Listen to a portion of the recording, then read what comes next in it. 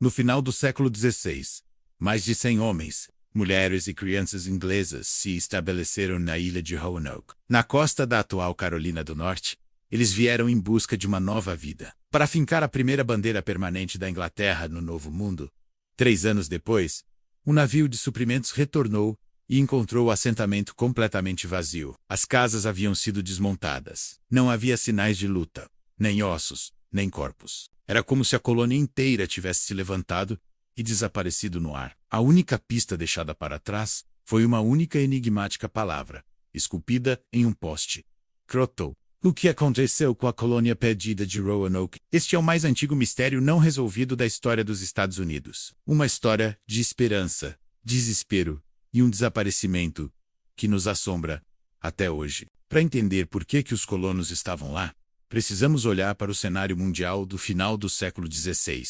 A Espanha era a superpotência global, com um império vasto e rico nas Américas, financiado pelo ouro e pela prata dos Incas e Astecas. A Inglaterra, sob a rainha Elizabeth I, era uma nação menor, mas ambiciosa e protestante, em uma acirrada rivalidade com a católica Espanha. A rainha e seus corsairs, como Sir Francis Drake, atacavam os navios de tesouro espanhóis, mas a Inglaterra precisava de mais. Ela precisava de uma base no Novo Mundo, um posto avançado para desafiar o domínio espanhol e para servir como ponto de partida para a exploração das supostas riquezas do continente. O homem encarregado dessa missão foi o favorito da rainha Sir Walter Raleigh. Um poeta, soldado e explorador, Raleigh era a personificação do espírito aventureiro da era elizabetana. Em 1584, ele recebeu a permissão da rainha para estabelecer a primeira colônia inglesa na América do Norte. A primeira tentativa, em 1585, foi um fracasso. A expedição era composta apenas por soldados. Eles construíram um pequeno forte na ilha de Roanoke, mas sua atitude agressiva e sua dependência dos suprimentos dos nativos rapidamente azedaram as relações com as tribos locais. Após um inverno difícil e conflitos crescentes, os colonos abandonaram o projeto e voltaram para a Inglaterra.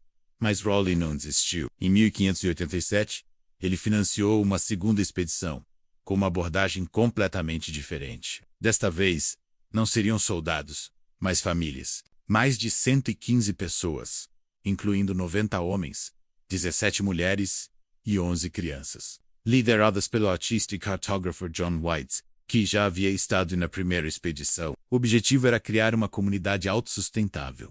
A chegada foi promissora. Em 18 de agosto de 1587, a neta de John White, Virginia Dade, nasceu, tornando-se a primeira criança inglesa nascida no Novo Mundo. Mas os problemas logo começaram. As tensões com algumas das tribos locais, ressentidas com a expedição anterior, ressurgiram e, o mais grave, os suprimentos que eles trouxeram não seriam suficientes para sobreviver ao longo inverno que se aproximava. A colônia, em desespero, convenceu seu governador John White a fazer a perigosa viagem de volta à Inglaterra para buscar mais suprimentos, ferramentas e reforços. White estava relutante em deixar sua família, mas concordou, prometendo solenemente retornar o mais rápido possível. Em poucos meses, ele não poderia ter escolhido um momento pior para chegar na Inglaterra.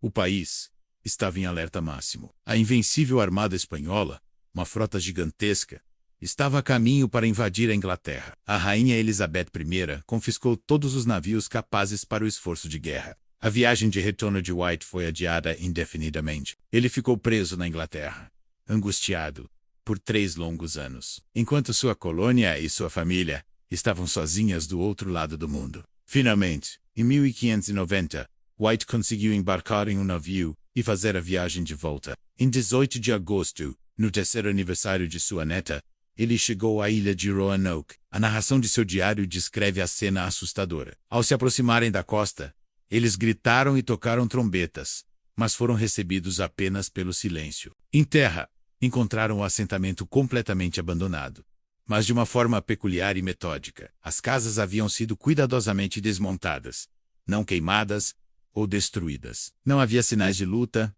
nem ossos, nem um único corpo. Era como se mais de 100 pessoas tivessem simplesmente arrumado suas coisas e desaparecido no ar. Então eles encontraram a pista. Em um dos postes de madeira da paliçada que cercava a antiga vila, estava esculpida, em letras maiúsculas, uma única palavra, Croto. Em outra árvore, eles encontraram as letras Crow.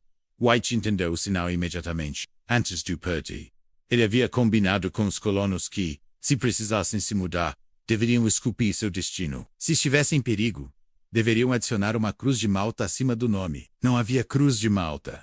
Croatoa era o nome de uma ilha vizinha, hoje conhecida como Ilha Hatteras, e também o nome da tribo nativa amigável que vivia lá, liderada pelo chefe Manteio. O plano de White era navegar para o sul e investigar, mas uma forte tempestade danificou seu navio, e com a tripulação se recusando a arriscar mais, ele foi forçado a abandonar a busca e voltar para a Inglaterra. Ele morreu anos depois, sem nunca saber o que aconteceu com sua filha e sua neta. Então, o que aconteceu com os colonos? As teorias se dividem. A principal, e mais aceita pelos historiadores hoje, é a teoria da assimilação. Os colonos simplesmente fizeram o que a pista indicava. Com poucos suprimentos, eles desmontaram seu assentamento e se mudaram para viver com seus aliados, os nativos de Croatoan. Com o passar dos anos e das gerações, eles teriam se casado, tido filhos e sido completamente absorvidos pela cultura local. Relatos de exploradores posteriores na região, que ouviram histórias de nativos com olhos azuis, cabelos claros e que conheciam algumas palavras em inglês, dão força a essa teoria. A segunda teoria é a de um massacre. Embora não houvesse sinais de luta em Roanoke, eles poderiam ter sido atacados mais tarde, ou por outra tribo, talvez a mesma que hostilizou a primeira expedição, ou talvez por uma patrulha espanhola que descobriu a colônia inglesa em seu território. O principal argumento contra é a falta de qualquer evidência arqueológica de um massacre, como uma vala comum. Outras teorias menos prováveis sugerem que eles tentaram navegar de volta para a Inglaterra e se perderam no mar, ou que se dividiram em grupos menores que seguiram para o interior e foram mortos por doenças ou conflitos. Na ausência de uma prova arqueológica definitiva, menos um cemitério de sobreviventes ou artefatos ingleses encontrados na Ilha Hatteras, o destino da colônia perdida de Roanoke permanece como o mais antigo e talvez o mais assombroso mistério da história americana. A palavra Selotoa não é uma resposta, mas um eco fantasmagórico através dos séculos. A história de uma comunidade que se aventurou em um novo mundo e foi silenciosamente engolida por ele, deixando para trás apenas um sussurro esculpido em madeira, um códice de mistério que nunca foi totalmente decifrado.